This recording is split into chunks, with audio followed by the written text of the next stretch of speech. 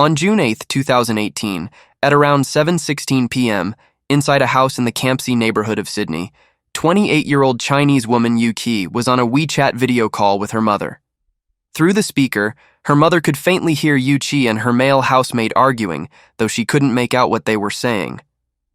Just minutes later, Yuki reappeared on screen and told her mother the power had gone out. But there was something different in her voice.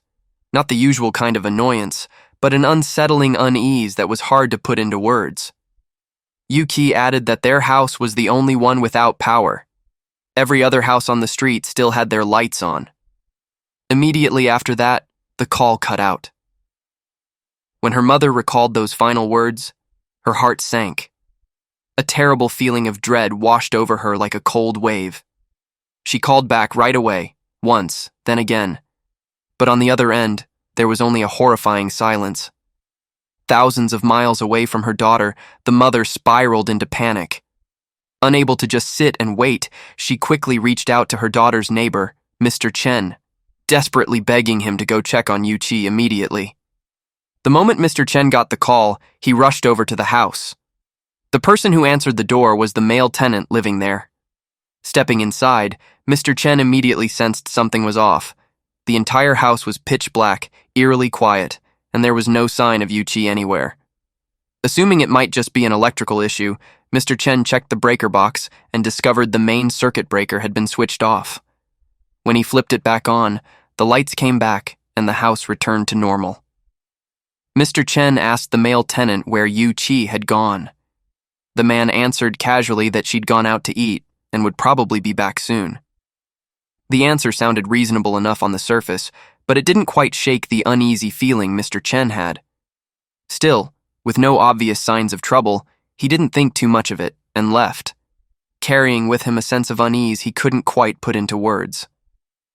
Around 8:30 that evening, Wu Jianing, Yuqi's other female housemate, came home after a long day. As she walked up the stairs, a small but suspicious detail immediately caught her eye. On the staircase carpet, there was a dark red stain, roughly 4 inches across, that appeared to have already dried. On top of that, the floor looked abnormally clean, as if someone had just scrubbed it thoroughly. Jianing and Yuki had known each other for years and were extremely close, practically like sisters. As she did every day, Jianing went to say hi to Yuki, but when she opened the bedroom door, the room was completely empty. Something felt off. Jianing knew Yuki was the kind of person who lived by a strict routine. Unless something unusual was going on, she would absolutely never go out after 9 p.m. The next morning, around 8 a.m., Mr. Chen, once again at the desperate urging of Yuqi's mother, hurried back over to the house. This time, Wu Jianing answered the door. After just a brief exchange, the two of them realized Yuki had never come home. They tried every way they could to reach her. Phone calls, text messages, WeChat, but everything went unanswered. For most people, staying out overnight might not be that unusual, but for Yuki, it was completely out of character. She lived an extremely disciplined life, was usually in bed before 11 p.m., and never lost contact with her family or housemates. That prolonged silence wasn't just unusual anymore.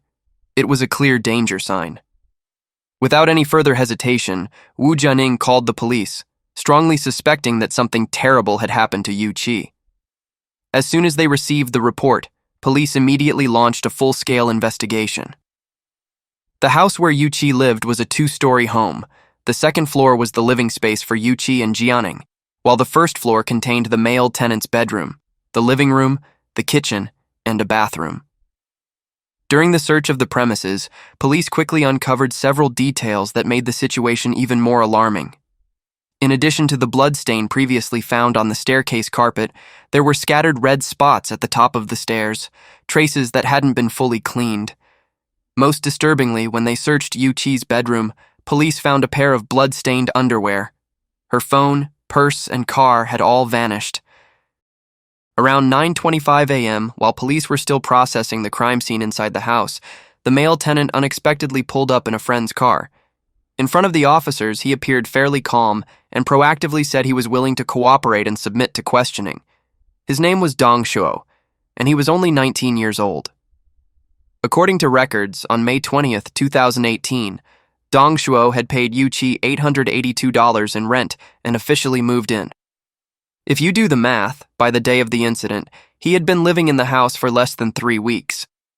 Before he moved in, the two had a clear agreement. Since only female tenants lived on the second floor, to avoid any unnecessary complications or misunderstandings, male tenants were strictly forbidden from going upstairs. Dong Shuo had appeared to agree to this rule. In his initial statement to police, Dong Shuo laid out a story that sounded fairly smooth. He said that after living there for about 2 weeks, he felt the rent was too high for what he could afford. So he'd given Yuki a week's notice, clearly stating his intention to move out early and asking for a refund of half the remaining rent. According to him, Yuki had agreed without any fuss, and there had been no arguments or conflicts over money whatsoever. He said he planned to officially move out on June 9th.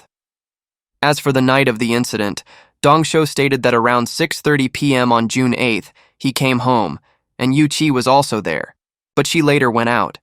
He said he stayed in his room watching TV with his girlfriend. Around 8:30 p.m., he went out for dinner and didn't return home until after 11 p.m. Dong Shuo insisted that during that entire time, he never once set foot on the second floor and had no idea Yuki was missing. But the evidence that police gradually collected afterward directly demolished every single one of Dong Shuo's lies, causing the story he'd constructed to collapse entirely. First, there was the girlfriend he claimed had been watching TV with him the night of the incident. Through verification, police discovered this woman had left Australia back in February of that year, meaning she was not in Sydney at the time and could not possibly have been with him in the house that night. But what was far more damning were the forensic results from the crime scene. Police found Yuki's blood inside Dong Shuo's bedroom and traces of blood in the first-floor bathroom. This physical evidence couldn't be explained away by any claim of innocence and completely contradicted his statements that he never went upstairs and had no idea Yuki was missing. When police confronted him directly about these fatal contradictions, Dong Shuo offered no reasonable explanation. Instead, he suddenly collapsed to the floor, his entire body convulsing violently, foam pouring from his mouth, performing what appeared to be a seizure right in front of the officers, as if he were no longer capable of continuing the interrogation. Faced with this situation, police couldn't continue taking his statement, nor could they risk ignoring the possibility of a genuine medical emergency. With no other choice, they were forced to suspend the investigation and transport Dong Shuo to the hospital for examination. Around 8:30 that same evening, police located Yuki's white Toyota Corolla parked on a street in the Botany area, roughly 2.5 miles from the house where she lived. Notably, the house right next to where the car was found belonged to one of Dong Shuo's friends. When they opened the car to inspect it, police immediately saw the back seat covered in blood, so much of it that there was almost no hope left for a safe outcome. Beyond that, Dong Shuo's fingerprints and DNA were found at multiple locations inside the vehicle, proving he had definitely been in the car during the critical time frame. It didn't stop there. Under the floor mat on the driver's side of the friend's car that Dong Shuo had been driving, police also found Yuki's car key. This coincidence was virtually impossible to explain as random. It could only mean the two cases were directly connected. By this point, the full picture of the case was becoming clear in the investigators' minds. Although the body had not yet been found, based on the evidence collected, they were nearly certain that Yuki had been murdered. Meanwhile, Dong Shuo was still in the hospital, undergoing every kind of medical test. But the doctor's final conclusion was crystal clear. There was absolutely nothing wrong with him. The so-called episode earlier had been nothing but a staged performance designed to evade the investigation. With no further reason to delay, police acted immediately. On June 12th, Dong Shuo was formally arrested and charged with murder. But when confronted with the mountain of irrefutable evidence, Dong Shuo revealed his true colors. The cooperative attitude from before vanished completely, replaced by cold evasion and brazen denial. No matter how many questions police asked, he simply repeated the same two phrases: "I don't know," and "I don't remember." When police asked him to wear plastic evidence bags over his hands to preserve any DNA that might remain under his fingernails, Dong Shuo's behavior immediately became extreme and erratic. He resisted violently, absolutely refusing to cooperate, and kept trying to rip the bags off, even biting down hard on his own fingernails. This action was far too deliberate to be involuntary. It was a conscious, intentional attempt to destroy evidence right in front of the investigators. Also on June 12th, Yuki's mother, escorted by police, entered her daughter's house for the first time since the incident. The moment she stepped through the door, she broke down, sobbing. About Yuki, her life should have been a journey full of light and promise.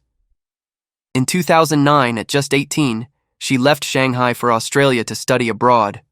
At the University of New South Wales, Yuki earned both a bachelor's degree in electronic engineering and a master's degree in telecommunications. After graduating, she joined a high-tech electronics company.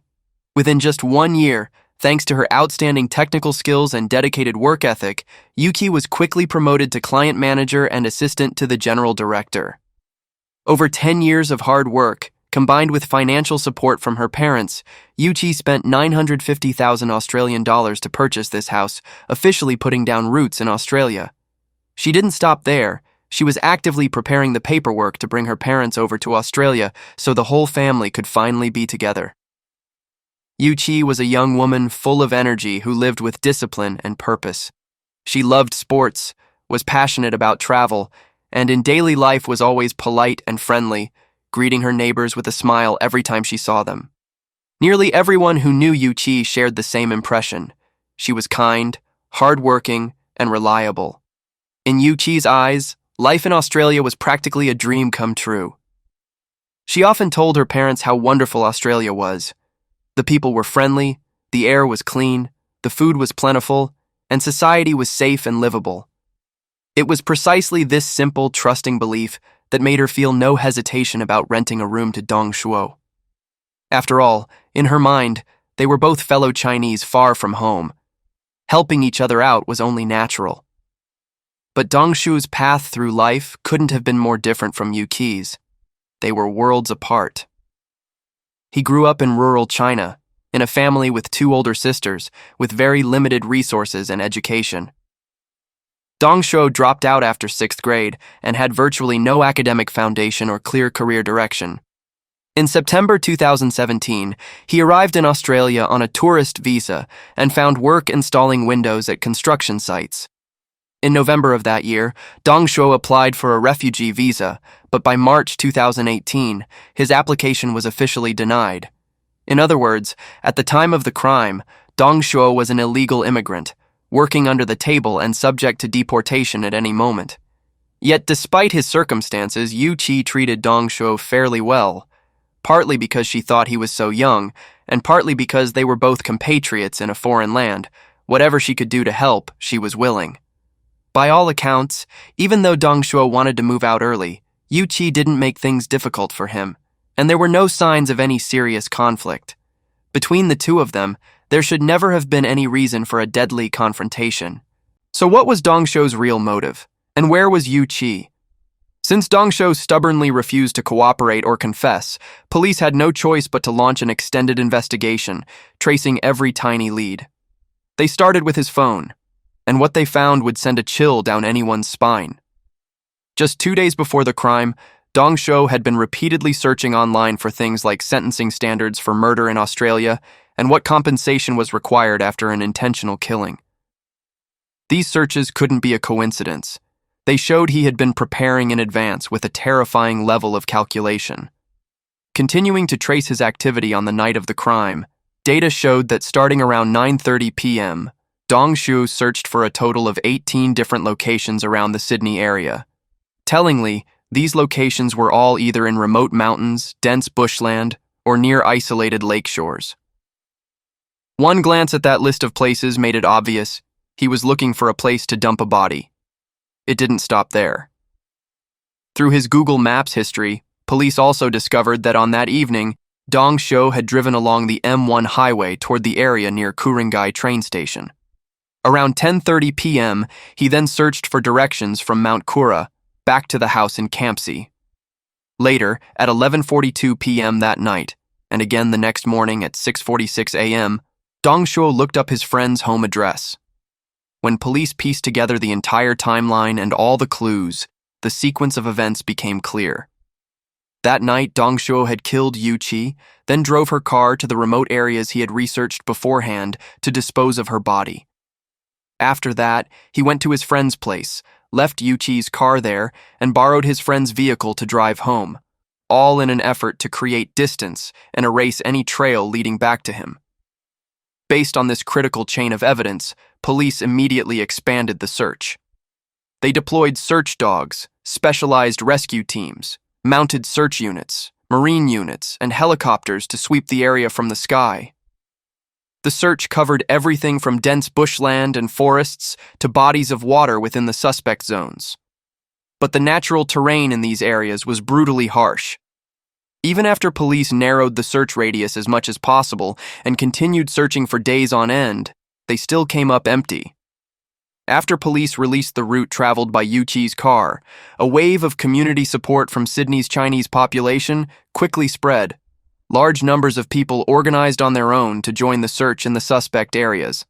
Among them were Yuki's co-workers, her badminton partners, friends from hiking trips, and even complete strangers from the internet. Though they came from different walks of life, at that moment, every single one of them shared just one wish: to find Yuki as soon as possible. By June 26th, Yuki had been missing for exactly 18 days. Deep down, police understood that the chances of her being alive were virtually zero, but a parent's heart works differently. Yuki's parents still clung to one fragile thread of hope.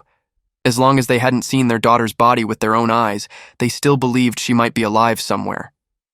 With police support, her parents held a press conference, standing before the cameras and tearfully begging the public for help.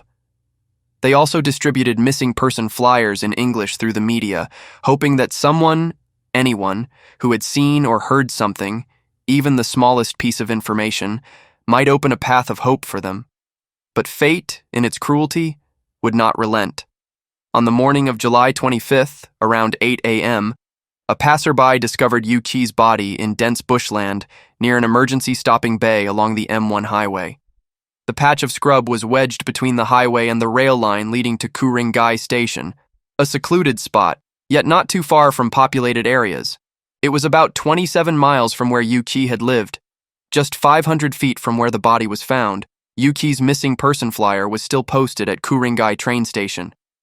When Yuki's body was discovered, the scene revealed details that made witnesses shudder.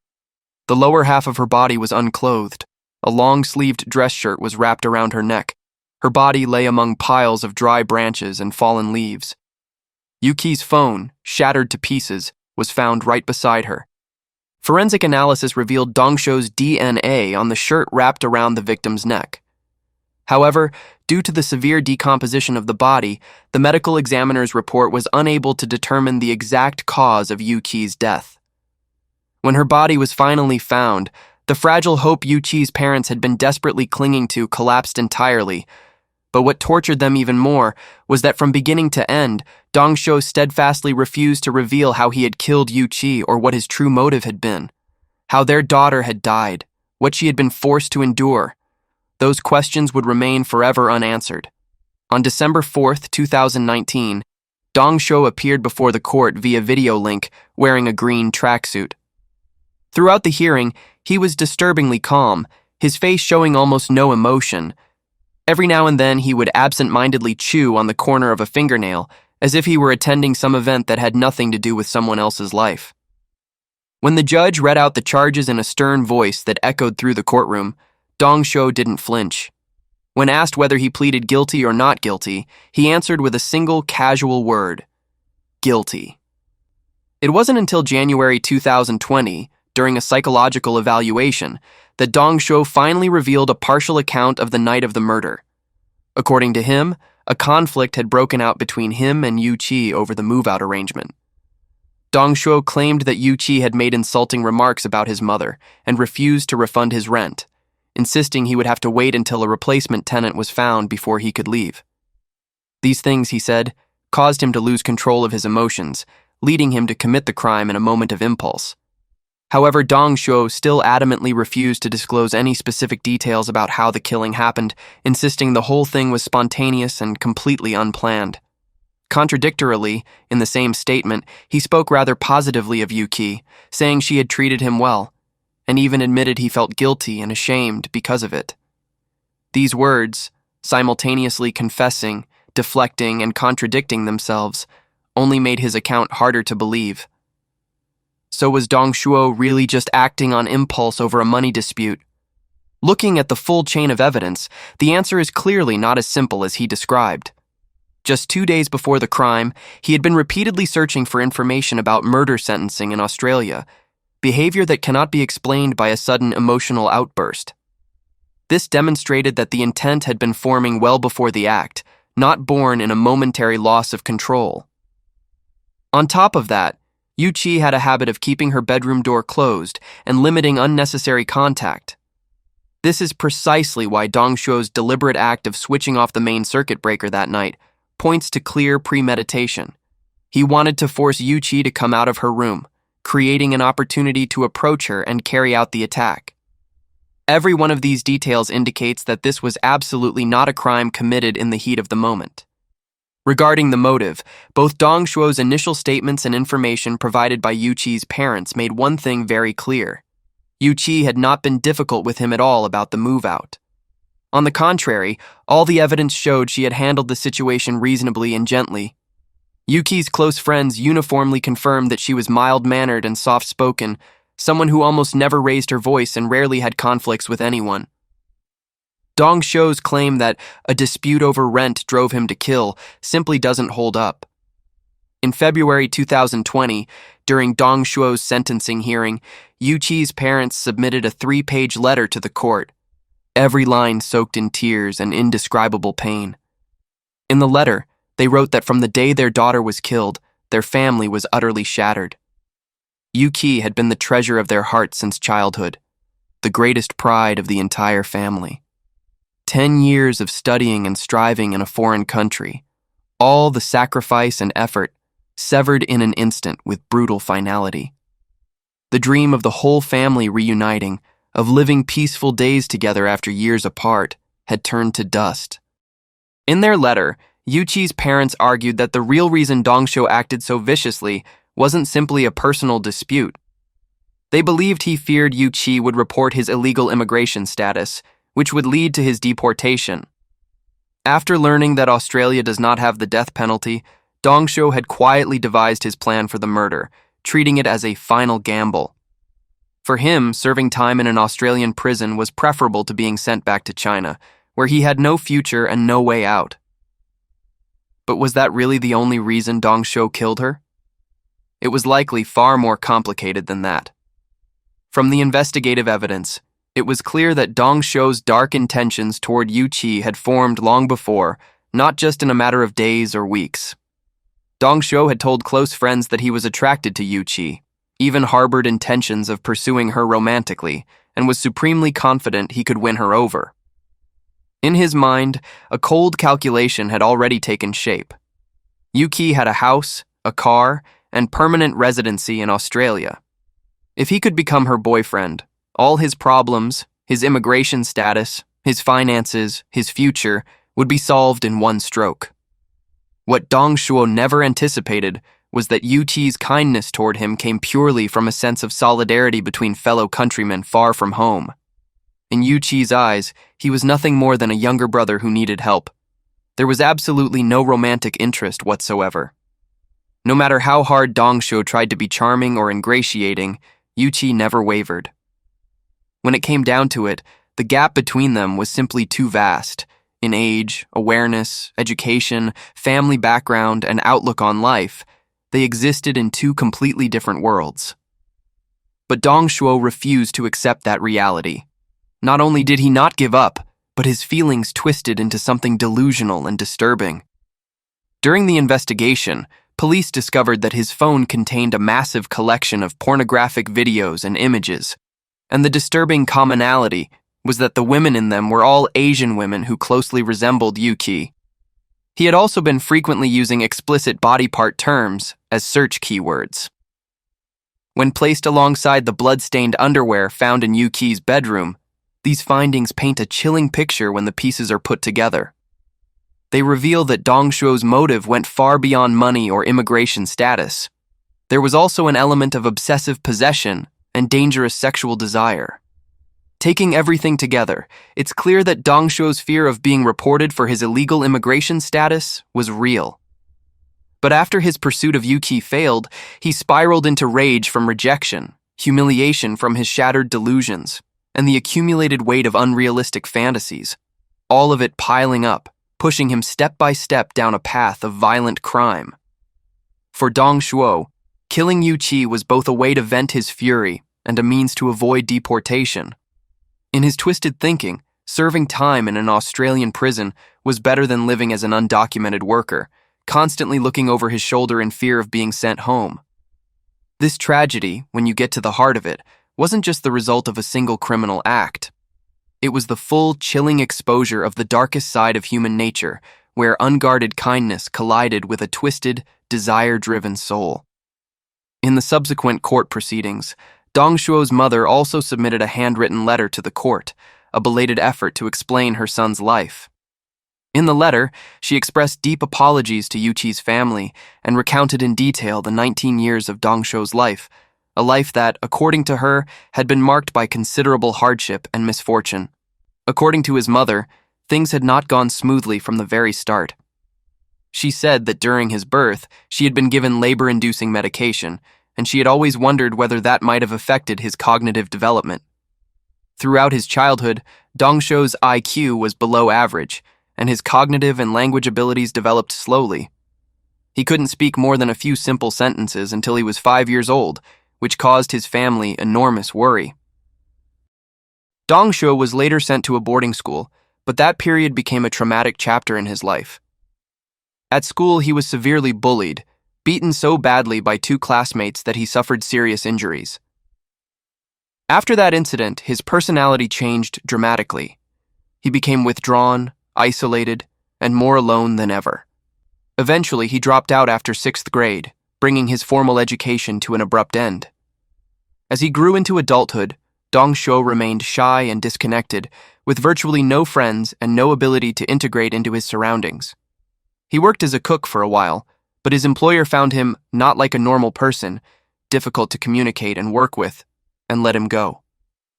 After that, Dong Shuo just stayed home, helping his mother with farm work, his life growing more closed off and monotonous by the day. According to his mother, it was precisely because they saw their son becoming increasingly isolated with no clear future that the family decided to send him abroad, hoping a change of environment might broaden his horizons and help him learn something new. But the tragedies in Dong Shuo's life didn't end there. Just 1 year before coming to Australia, he was mistaken for someone else and savagely beaten. The assault left him with severe injuries to his chest, his eyes, and even his brain. Medical examinations revealed he had suffered a serious concussion with noticeable damage to his vision, and he spent over a month in the hospital before gradually recovering. The incident not only left lasting physical effects, but was also believed to have profoundly impacted his already fragile psychological state. Not long after being discharged, another incident occurred within the family itself. Over a trivial disagreement with his father, Dong Shuo lost control of his emotions and injured his father with a kitchen knife. Afterward, he fell into a state of extreme remorse, repeatedly saying that he had been completely out of control at the time and had no awareness of what he was doing. On July 13, 2020, during a sentencing hearing at the Supreme Court, Dong Shuo's defense attorney submitted a psychiatric evaluation report conducted by psychology experts. The report aimed to clarify the defendant's mental state and cognitive capacity in the extended period before and after the crime. According to the report, Dong Shuo was initially very resistant and unwilling to cooperate with the specialists. However, after a period of engagement and psychological probing, he gradually began to open up. Dong Shuo said that starting around age 13, he had developed feelings of deep dissatisfaction with life and frequently lost control of his emotions, easily falling into states of extreme anger or withdrawal. By age 14, his parents noticed that when no one was around, he would often talk to himself, as if carrying on a conversation with an invisible person. Alarmed by these abnormal behaviors, the family took him to see a doctor. The diagnosis at the time was depression, and Dong Shuo was prescribed sedatives and sleep medication for treatment. The psychiatric evaluation concluded that, given his history of serious violence along with prolonged cognitive and perceptual disturbances, further monitoring and deeper assessment were needed to determine whether Dong Shuo suffered from schizophrenia. In light of these findings, the judge granted the defense's request to postpone the sentencing hearing and ordered a second psychiatric evaluation. So did Dong Shuo actually have schizophrenia? The answer, at least from those around him, was no.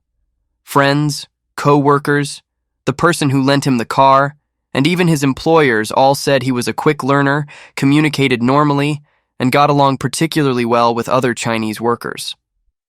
Apart from occasionally complaining about being tired and asking to leave early toward the end of his employment, nobody noticed any seriously abnormal behavior. Even the police officers who had directly interrogated him noted that Dong Shuo came across as sharp, alert, and showed no signs of confusion or loss of control.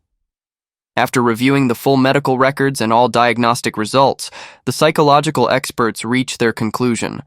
Despite Dong Shuo's self-reported psychiatric disturbances, his behavior while hospitalized was most likely feigned or deliberately exaggerated. His actions and neurological responses were inconsistent with someone genuinely suffering from mental illness, and there was insufficient evidence to confirm any psychiatric disorder. On September 18, 2020, the court handed down its final sentence. The judge determined that the act of committing the crime inside the victim's own home, combined with the subsequent disposal of the body, demonstrated that Dong Shuo was cold and devoid of empathy. His refusal to disclose details and his true motive throughout the investigation further proved a complete absence of remorse.